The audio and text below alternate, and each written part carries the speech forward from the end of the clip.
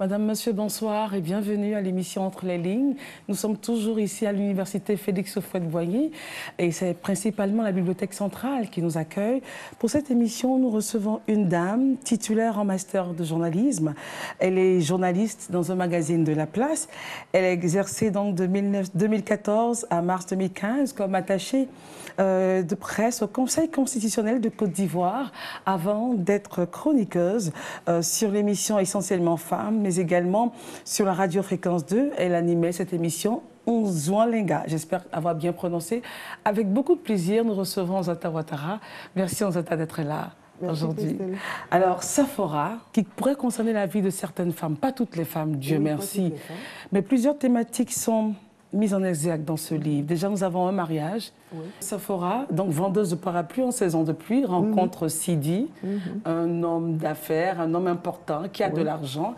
Et évidemment, le déclic se fait. L'histoire des parapluies est oubliée. Il tombe très amoureux, il faut le préciser, parce que bon, on voit chaque fois des rencontres, mais ce n'est pas forcément de l'amour. Exactement. Mais Sidi, il est vraiment tombé amoureux d'une vendeuse de parapluies. Il a fait fi de tout ce qu'on pouvait raconter. Et les barrières tombent. Voilà, il a imposé son amour à tout le monde, même à sa famille. Et voilà, il a épousé Saphora. Et donc c'était un conte de fées. Oui, on pourrait le dire ainsi. On aurait pu dire qu'ils vécurent heureux et ils eurent beaucoup d'enfants. Oui, mais malheureusement, ça ne s'est pas passé comme ça. Oui. Mais la vie de Saphora était une vie de rêve. Oui, une vie de rêve à un moment donné. Oui, des voyages. À un moment donné, effectivement. Elle a tout eu. Comme elle le dit elle-même, Sidi l'a sorti de la rue, mais finalement, il l'a remis à la rue. Oui, voilà. Parce qu'après, justement, il y a eu le départ brutal de Sidi. Pourquoi l'auteur a éliminé Sidi? Pourquoi vous l'avez assassiné? Oui, je l'ai peut-être assassiné, mais la mort fait partie de la vie. Hein. Exactement. Voilà, il faut le dire, on vit et on meurt un jour. Donc voilà, l'heure de Sidi a sonné et malheureusement, il n'avait pas encore fait ses valises. Donc ça a créé beaucoup de problèmes. Donc pas de testament?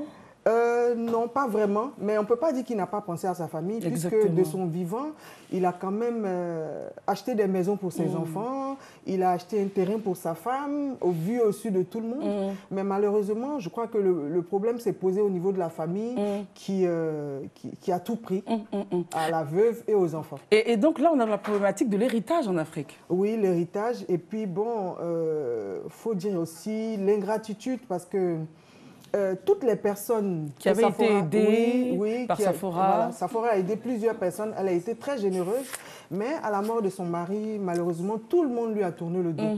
Alors Saphora, est-ce que l'auteur n'a pas rendu un peu Saphora, je ne dirais pas naïve? Parce que pendant qu'on a tout, est-ce qu'il ne faut pas penser à garder quelque chose pour justement prévoir les temps de Non, mais justement, c'est une invite aux jeunes filles de nos jours. Au changement? Oui, au changement, parce que le plus souvent, voilà, on a vu qu'au départ, Saphora, elle était très battante. On l'a vu courir dans les rues du plateau pour vendre des Kleenex. Voilà, après, en saison sèche et en saison de pluie, des parapluies. Elle a même vendu des fruits au marché. À un moment donné, elle a refusé de s'adonner à la prostitution. Exactement. Parce qu'elle estimait que, ça, voilà. Justement, on ne peut pas rester les mains justement, croisées. Mais elle est tombée amoureuse d'un homme qui avait tout et qui lui a fait savoir qu'elle n'allait plus souffrir de toute sa vie. Voilà, donc il lui donnait tout. Elle avait tout. Donc voilà, elle n'a pas pensé à demain. Voilà, donc c'est un peu ça. Faut toujours penser à demain. On n'est pas éternel. Donc un jour ou l'autre, voilà, on s'en va. Et donc, ça pose aussi la problématique, justement, avant d'arriver à l'héritage, des femmes qui ont la promesse de voir un homme s'occuper de tout, enfin de tout, enfin quand on dit tout, tout, vraiment tout, et qui se laisse aller. C'est repartir au travail, vous avez une passion, vous devez faire quelque chose, même quand vous avez tout. Effectivement, parce qu'on a vu qu'au départ, c'était une femme battante. Donc je veux dire, avec l'argent que son mari avait, elle aurait pu monter faire quelque chose. une affaire, et puis bon, voilà, être vraiment autonome. Je pense que même si la famille devait tout lui prendre, au moins elle aurait gardé ce qu'elle-même elle a acquis. Voilà, mais c'est pas ce qui s'est passé, puisque bon, ils étaient persuadés que tout venait de Sidi. Et ils ont même dit, quand elle a réclamé son véhicule à son beau-frère, il lui a rappelé qu'elle n'a jamais rien eu. C'est son mari qui lui a tout donné. Et même le peu d'argent qu'elle avait sur son compte, qu'elle a donné pour l'enterrement de son mari, quand elle a réclamé, on lui a sorti la même phrase, tu n'as jamais rien eu. Bon, voilà, alors que si elle travaillait, qu'elle avait, je veux dire, sa propre économie, vraiment, franchement, ça allait être difficile de lui prendre ça. Voilà. Alors, justement, l'histoire ne s'arrête pas là. Vous avez décidé de ne pas vous arrêter là. Certes, je crois qu'au travers de cette émission, pas mal de femmes vont se remettre tac au travail. Oui, parce que moi, je pense que c'est vraiment le plus important. Peut-être que dans les temps jadis, c'était bon qu'une femme se fasse entretenir. Mais aujourd'hui, les choses ont changé. On n'attend plus son mari pour la boîte d'allumettes. Ou pour acheter l'igname, pour faire la petite bouillie. D'accord. Venons-en au deuxième point que vous soulevez, l'héritage. Tout est pris à cette dame, à Saphora. Tout est pris. La belle famille qui ne l'a vraiment pas aimée depuis le départ, on lui arrache tout. Alors, qu'est-ce que vous voulez nous dire? L'Afrique, encore en ce 21e siècle-là, doit se dépoussiérer de ces cultures et de ces traditions qui nous ramènent vers le bas. Oui, qui nous ramènent vraiment vers le bas parce que, je veux dire, aujourd'hui, il y a des institutions juridiques pour régler ce genre de cas. Mais malheureusement, Saphora, elle a été menacée. Elle a commencé une tentative en justice. Et qui a été très vite arrêtée. Voilà, elle a été menacée par sa belle-mère qui lui a dit ouvertement: ton mari m'a manqué de respect et tu as vu où il est aujourd'hui. Et c'est parce que tes enfants sont en vie que tu parles de les emmener à l'école.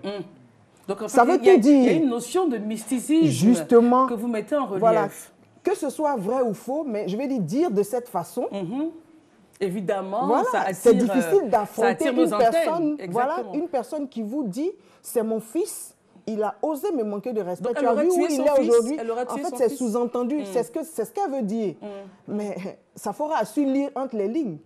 Et elle préfère avoir ses enfants avec elle plutôt que d'affronter une personne qui dit, je veux dire, en griffe ouvertement qu'elle a tué son fils. Et c'est bien souvent le cas de plusieurs femmes qui, aujourd'hui, ont tenté des tentatives pour récupérer peut-être un héritage et qui ont été menacées par des moyens mystiques et qui ont abandonné. Oui, en fait, ce qui m'a poussée à l'écriture de cette œuvre-là, c'est que je suis musulmane, pratiquante, et je prends vraiment la religion au sérieux. Mais c'est dommage, dans cette histoire-là, c'est une famille musulmane qui pratique également.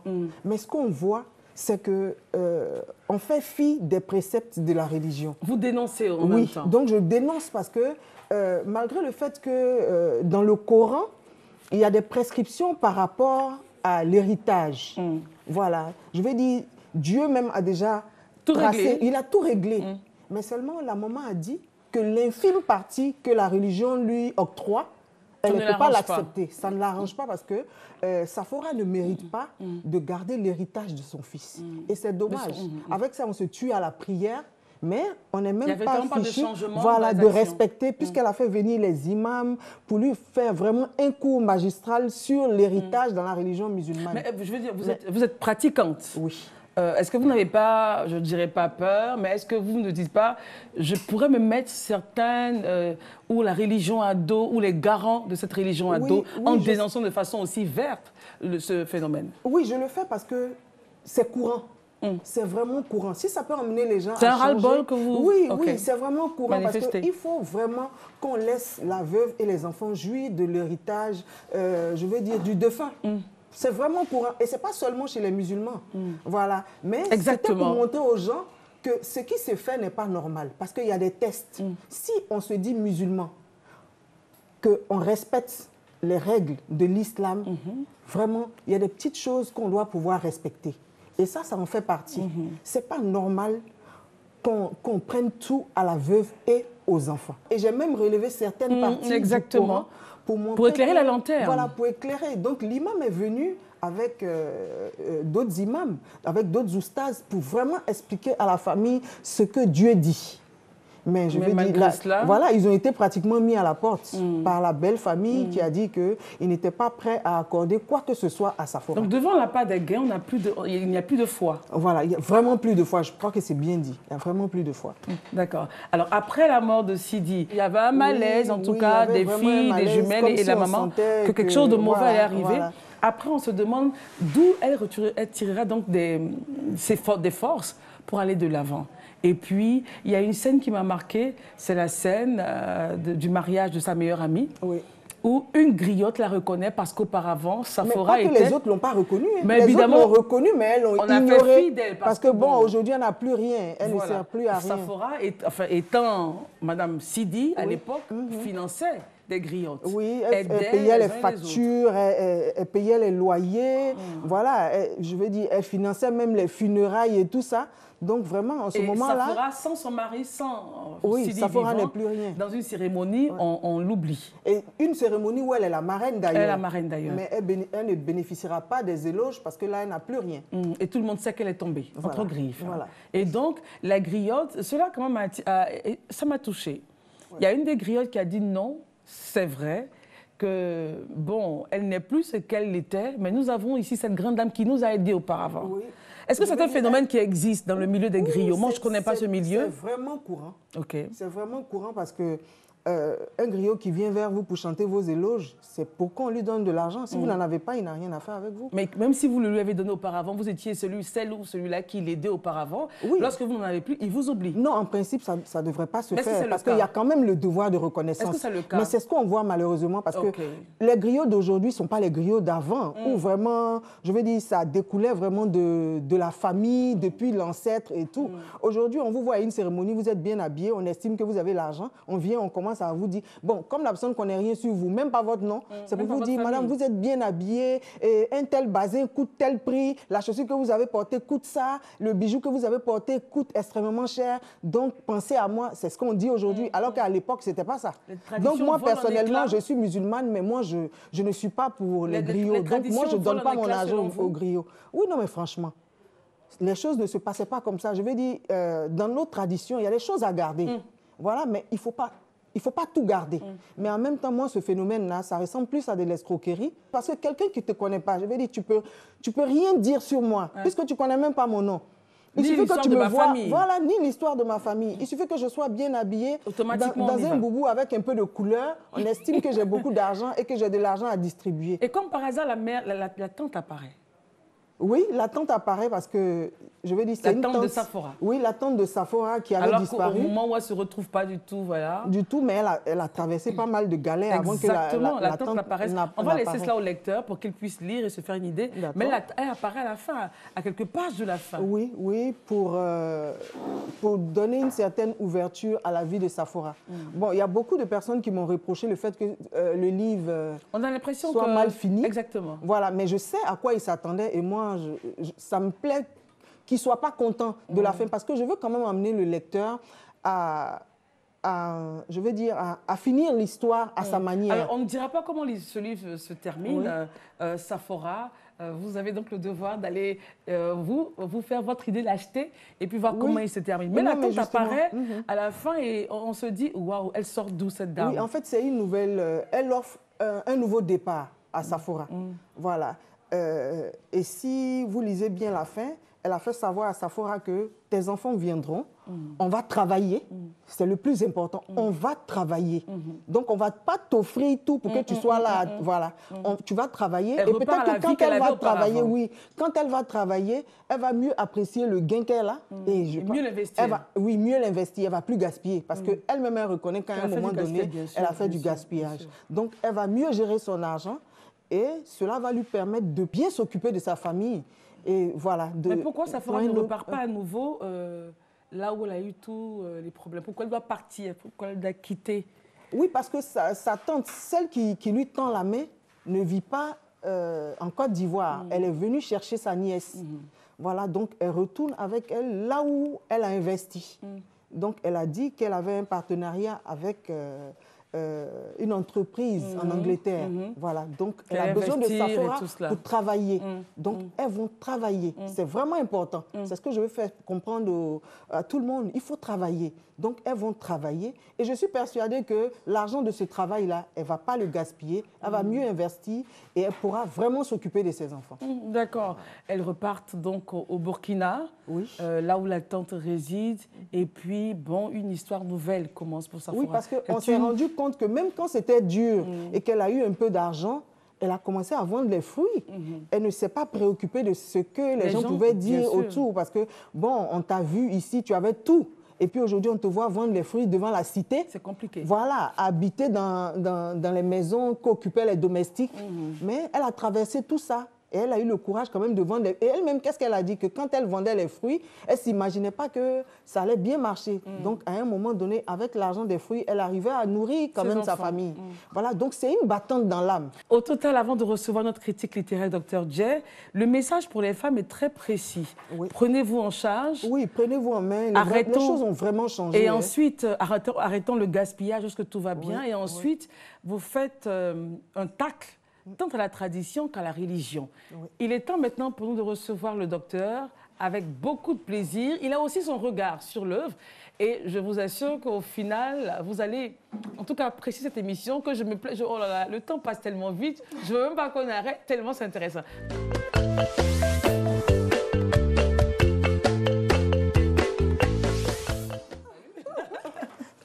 Alors, docteur, une œuvre qui se laisse lire, qui se laisse découvrir, qui se laisse disséquer.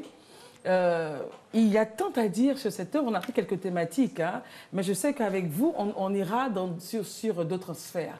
L'invité est à vous. Je vous la remets délicatement. Merci à toi, Christelle. Bonsoir, chers téléspectateurs. J'avoue que c'est une œuvre qui mérite bien qu'on y consacre 2 ou 3 émissions. Exactement. Mais nous n'en avons qu'une seule. Oui, c'est une œuvre qui se laisse lire, comme elle a dit, et les thématiques affluent. Donc, on va essayer ensemble d'en parler un peu, sur un autre ton. Alors, Saphora. Alors, la question que je me pose tout de suite, c'est pourquoi est-ce qu'on fait des personnages aussi naïfs? Mais malheureusement, il y a des personnes comme ça qui existent. Hein. Oui, mais pourquoi est-ce que l'auteur prend la décision de faire des personnages à ce point naïfs, alors? Oui, je mets peut-être une personne naïve en évidence pour permettre à d'autres personnes de tirer les leçons de tous les problèmes qu'elle a eus. L'autre question que je me pose automatiquement, est-ce que M. Sidi, finalement, rend service? Est-ce qu'il aime vraiment Saphora? Oui, il n'y a pas de doute sur l'amour qu'il ressent pour elle, mais maintenant, la façon de traduire l'amour. Lui, il se disait qu'en lui offrant tout, il lui rendait service. C'était sa façon à lui de lui prouver son amour. Alors que dans le fond, je veux dire, il n'a pas péché. Il a bien fait les choses, mais voilà, la fatalité, est-ce qu'il ne pêche pas un peu parce qu'il y a un défaut d'éducation dans son attitude? Exactement. Oui, mais bon, je pense que ça dépend de la façon dont chacun apprécie les choses. Alors, je lis à la page 48. Sidi ne voulait plus que je travaille. Je dis donc céder le magasin de fruits et légumes à Aliments. Il disait que j'étais une reine, sa reine. Et que c'était à lui de me servir. C'est tellement beau. Je veux dire, quand on vous sort toutes ces phrases-là... Et puis, en plus, elle a tout à sa disposition. Rien ne lui manque. Donc voilà, elle est naïve. Revenons au début de cette histoire. On vous a connu un peu plus pied à terre, pied sur terre dans vos histoires. Ici, vous commencez par une sorte de rêve, une vendeuse de parapluies qui rencontre... alors, vous aussi, un peu... Au moins, elle vend des parapluies. On a vu des filles qui faisaient rien, même qui sont tombées sur des hommes comme ça, qui leur ont tout donné. Elles ont été plus naïves que Saphora. Voilà, on a vu ça à une époque... Je vais dire même dans ce pays, où on leur achetait des voitures, des villas. Et quand la situation, il y a eu virement de situation, on a vu comment ces filles ont galéré parce qu'à un moment donné, elles n'ont même pas été intelligentes pour s'ouvrir un petit magasin. Donc ça existe, ça existe peut-être sous d'autres formes, mais ça existe vraiment, il y en a beaucoup. D'accord. Maintenant, alors j'aimerais savoir pourquoi est-ce que vous rendez la belle-mère, ok, alors aussi cruelle? Je ne dirais pas que toutes les belles-mères sont cruelles, mais je ne dirais pas non plus que la belle-mère de Saphora avait des raisons de la détester. Parce que la première des choses, elle n'a pas aimé Saphora parce que c'était une étrangère. Ensuite? Et puis, parce qu'elle n'avait pas d'identité. Elle a accusé d'avoir dépensé les sous de son fils. Oui, les sous de son fils. Mais aucun parent n'apprécie le fait que, bon, on voit la belle-fille qui ne fait rien. Et quoique en Afrique ici, même quand la belle-fille travaille et qu'on voit qu'elle a les moyens, on se dit tout de suite que c'est le mari. C'est l'argent du mari. On ne dit jamais que c'est l'argent de la femme, bien que la femme travaille. Voilà, donc on lui a fait payer cela. Donc elle-même, à plus forte raison, elle qui ne fait rien du tout. Donc la belle-mère n'apprécie pas de voir que tout ce qui sort de la poche de sa femme... Est-ce qu'une belle-mère peut ne pas l'apprécier au point de tuer carrément son fils? Parce qu'on y est là. Oui, bon, on ne sait pas si c'est la raison. Vous n'en rajoutez pas un peu plus dans la cruauté Est-ce que finalement ce désamour ne se transforme pas en... Il y a pire que ça. Hein. Et moi, je suis très réaliste dans ce que je fais.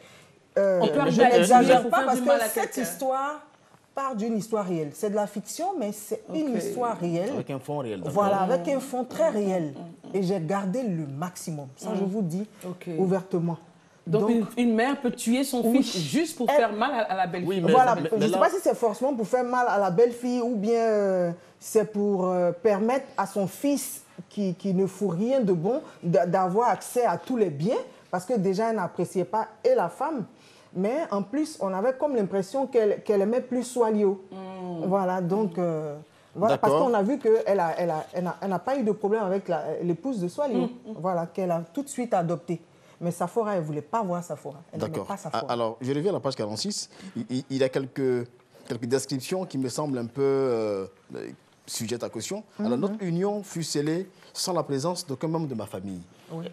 Est-ce que ça, c'est possible qu'une personne rencontre une personne qui n'a aucune famille et que la personne décide d'aller à l'union? En principe, ce n'est pas possible. C'est pour cela qu'elle a dit que Sidi a expliqué la situation à l'imam. Je veux dire, même si elle n'a pas de famille, on a vu des personnes qui perdent tous les membres de leur famille qui sont seuls. On ne va pas empêcher ces personnes-là de se marier. Donc, si Sidi a utilisé les arguments qu'il faut pour dire à l'imam que son épouse n'a personne, mais ce n'est pas parce qu'elle n'a personne aussi qu'on va l'empêcher d'avoir accès à ce lien sacré spirituel. Voilà, donc l'imam a dû comprendre la situation, parce que même si on attendait 10 ans, aucune famille n'allait se présenter puisqu'elle n'en avait pas. À la fin, on a eu mais personne ne savait où était la femme. La tante, est-ce qu'elle vivait? Je veux dire, si elle avait eu écho que sa tante était peut-être à Londres, elle serait allée la chercher. Avec un document, un extrait de naissance. Elle serait allée la chercher, mais déjà, on ne savait pas. Personne ne savait si la tante vivait ou pas. Donc, alors, d'accord. Alors, donc, moi, il me semble à la lecture que vous allez, n'est-ce pas, d'une histoire qui est pratiquement un rêve, et progressivement, vous essayez, n'est-ce pas, de descendre, d'avoir les pieds sur terre. Ouais. Alors, la question que je pose maintenant, c'est, vous abordez un point assez important qui est le regard sur les personnes de nationalités différentes, en fait. Parce que vous faites de Saphora une personne qui, finalement, ne trouve sa réussite que dans son pays d'origine. Alors pourquoi est-ce qu'elle ne peut pas réussir qu'elle retrouve ça. Bon, enfin, c'est une autre façon de voir les choses, parce que je vois un peu les choses comme vous, parce que moi j'estime que ce nouveau départ-là va lui ouvrir des portes. Est-ce qu'il ne peut pas avoir lieu ici à Abidjan, en Côte d'Ivoire? Oui, il peut avoir lieu ici, mais je pense que c'est un choix. Parce que déjà, moi, le fait qu'à la fin, Saphora retrouve son identité, c'était un élément vraiment important. Parce qu'elle savait même pas, elle avait un prénom même qu'elle ne connaissait pas, Timbo. Elle ne savait pas. Donc, ça veut dire qu'elle ne connaissait pas beaucoup de choses d'elle. Et ce nouveau départ-là, elle va aller découvrir qui elle est en réalité, parce qu'elle a quitté son pays d'origine à l'âge de 3 ans. C'est ça. Voilà, donc franchement, c'était pour apporter un souffle nouveau. Est-ce que vous présagez qu'elle soit accueillie comme il se doit? Parce que quitter son pays à l'âge de 3 ans, faire toute une vie ailleurs, être contrainte de repartir avec un membre de la famille. Même au Burkina, elle n'a pratiquement personne. Je veux dire, à part sa tante. Donc elle commence tout avec sa tante. Donc il aurait peut-être été plus intéressant pour elle de laisser dans un environnement qu'elle maîtrise. Oui, pourquoi pas? Parce qu'elle-même, elle n'était pas vraiment... C'était pas de gaieté de cœur qu'elle quittait, puisque sa meilleure amie est ici, sa tante, elle la connaît très peu. Mais en même temps... Alors question, là où vous pensez être en train de faire atterrir Saphora, est-ce que vous n'êtes pas en train de l'enfoncer? Non, parce que la preuve, son amie qu'elle apprécie tant s'est mariée.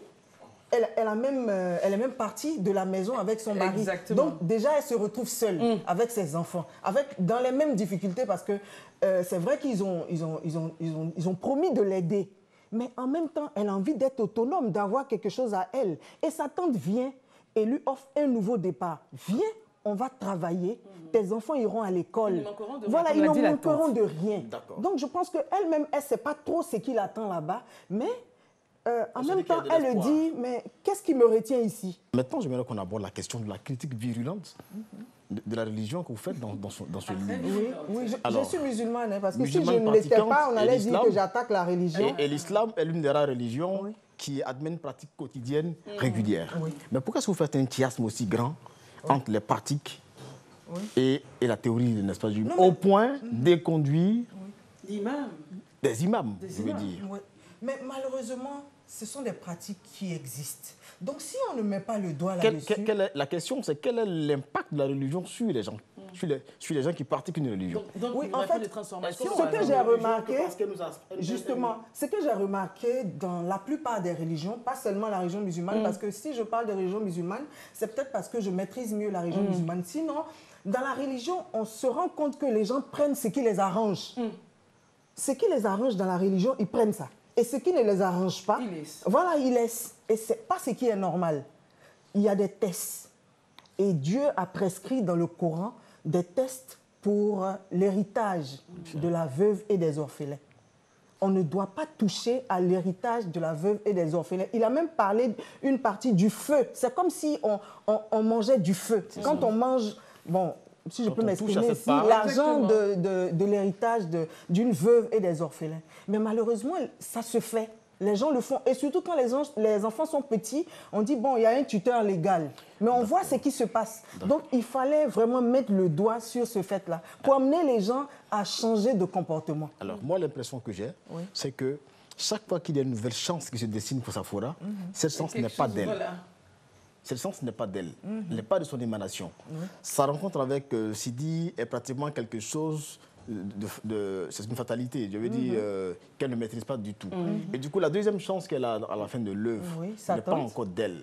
Alors, est-ce qu'elle en tire des leçons? Oui, bien sûr, parce que c'est ce que je disais. Maintenant, elle va aller travailler d'elle-même. Ça, on doit imaginer. Oui, elle va travailler.